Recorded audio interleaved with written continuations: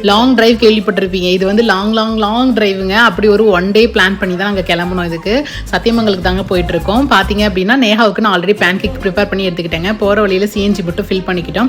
So CNG fill பண்ணும்போது அங்கே பார்த்தா பெரிய நெல்லிக்காய் நிறைய இருந்துச்சுங்க. அது ஃபுல்லாக தோடம் போல இருக்குது. ஸோ இந்த நேகாவை வர வந்து மெயின்டைன் பண்ணிட்டு எங்கேயுமே போக முடியலங்க. வர ரொம்ப லூட்டி பண்ணுறா, அவள் தான் ட்ரைவ் பண்ணுவேன்னு சொல்லிட்டு அவங்க அப்பா மேலே ஏறி நின்றுட்டு என்னென்ன பண்ணிட்டு வரா பாருங்க. நாங்கள் ஆன் தி வேல போகும்போது நல்லா ஜாலியாக ஃபன் பண்ணிட்டு இருந்தோம். இது வந்து சடன் ட்ரிப் தாங்க. சடனாக நேஹா சீக்கிரமாக எழுந்துச்சிட்டாங்கன்னு சொல்லிட்டு பேன் கேக் ரெடி பண்ணிட்டு இருந்தேன். மோகன் வந்து இன்னைக்கு ஒரு லாங் டிரைவ் போகலாமான்னு கேட்டாங்க. ஓகே, என்ன போகும்போது தான் தெரியும் எனக்கு சத்தியமங்கலம் போகணும்னு சொல்லிட்டு.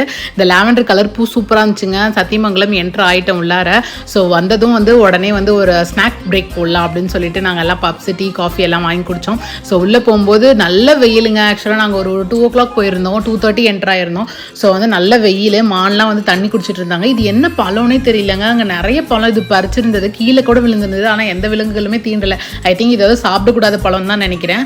அப்புறம் கொஞ்சம் தூரம் போனதுக்கு அப்புறமேட்டு யானைலாம் வந்து குளிப்பாட்டி விட்டுட்டு இருந்தாங்க. யானையெல்லாம் குளிச்சிட்டு இருந்ததுங்க. அதெல்லாம் வேடிக்கை பார்த்துட்டு இருந்தோம். இது இந்த பேர் வந்து பொணந்தினி கழுகாங்க. இது வந்து சம்திங் அந்த காட்டில் வந்து செத்து போன விலங்குகள்லாம் சாப்பிட்டு இது உயிர் வாழும் போல இருக்கு அந்த மாதிரி. அதுக்கப்புறம் மயில்லாம் ஏகப்பட்டது பார்த்தோங்க. நாங்கள் லாஸ்ட் டைம் போகும்போது கூட கரடி பார்க்கலங்க. இந்த தடவை எங்களோட அதிர்ஷ்டமா என்னன்னு தெரியல, சடனாக வந்து ஒரு கரடி வந்து என்ட்ரி கொடுத்தாங்க.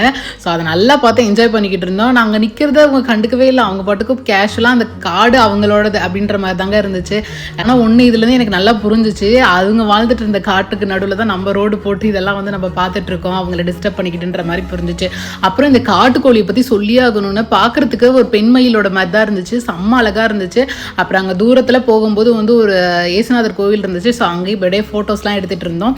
நேஹாவுக்கு இந்த மயிலெல்லாம் காமிச்சு சலிச்சு போயிட்டேங்க. மயிலுக்கு பாயெல்லாம் சொல்லிட்டு விளையாண்டுக்கிட்டு இருந்தா. அப்புறம் இந்த மொசுக்கோந்தி குரங்கையும் வந்து பார்த்தோங்க. இந்த குரங்கு எல்லாமே சூப்பராக அழகாக இருந்துச்சு. ஆனால் இவங்க ஃபாஸ்ட்டாக ஓடுறாங்க. குரங்கு நார்மல் குரங்கை விட செம்ம ஃபாஸ்ட்டாக ஓடுறாங்க. அண்ட் இந்த ரோடை பற்றி சொல்லியே ஆகணும். நிறைய பேருக்கு இந்த ரோடு தெரிஞ்சிருக்கும். ஊட்டிக்கு அடிக்கடி போகிறவங்களுக்கு. இது வந்து கல்லுட்டி ரோடு தாங்க. ஹில் ஸ்டேஷன் ரோட்லேயே கொஞ்சம் ரிஸ்கியான ட்ரிக்கியான ரோடு, ரொம்ப டேஞ்சரஸான ரோடுன்னு மோகன் சொல்லிட்டே வந்துட்டு இருந்தாங்க. ஸோ நாங்கள் ஊட்டிக்கு ஒரு 9 o'clock வந்துட்டோம். வந்ததும் நம்ம பொறுப்பான பொண்ணா வந்து டீ தூள், காஃபி தூள், வீட்டுக்கு தேவையான அனைத்து பொருட்களும் நான் பர்ச்சேஸ் பண்ணிட்டு இருந்தேன். இவங்க 3 பேரும் அப்படி என்ன தான் சீரியஸாக டிஸ்கஷன் பண்ணிட்டு இருந்தாங்கன்னு கிட்ட போய் பார்த்தா என்ன பர்ஃப்யூம் செலக்ட் பண்ணலான்னு பார்த்துட்டு இருந்தாங்க. ஸோ ஃபைனலாக மோகன் எல்லாரும் சேர்ந்து ஒரு பர்ஃப்யூம் செலக்ட் பண்ணி 3 பேருமே அதே வாங்கிட்டு வந்துட்டாங்க. மஸ்க் ஃப்ளேவர் தான் செலக்ட் பண்ணியிருந்தாங்க. ஸோ வரீங்களா வரலையா, நேஹாவுக்கு பசிக்குது அப்படின்னு சொல்லி சீக்கிரமாக கூட்டிகிட்டு வந்துட்டோம். நாங்கள் கீழே போய் சிஎன்ஜி ஃபில் பண்ணிவிட்டு அப்படியே ஒரு பெட்ரோல் பங்க்கு பக்கத்துலேயே நின்று நேஹாவுக்கு சாப்பாடு ஊட்டிகிட்டு இருந்தாங்க. ஆன் தி வே எல்லாமே செம்ம ரெயினுங்க. அதனால் எங்கேயுமே ஹோட்டலில் சாப்பிட முடியல. ஸோ வந்ததும் எல்லாருக்கும் செம்ம பசி. ஸோ அதனால் சிக்கன் பிரியாணி சூடாக செஞ்சுட்டு இருந்தேன்.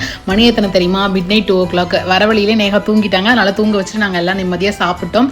ஸோ வந்து இந்த மாதிரி யாருக்கா ட்ராவல் பண்ண பிடிக்கணும், உங்கள் பார்ட்னருக்கு இந்த வீடியோவை ஷேர் பண்ணி என்னையும் கூட்டிகிட்டு போன்னு சொல்லுங்கள். இன்னொரு வீடியோவில் உங்கள் எல்லாம் பார்க்குறேன். பாய்.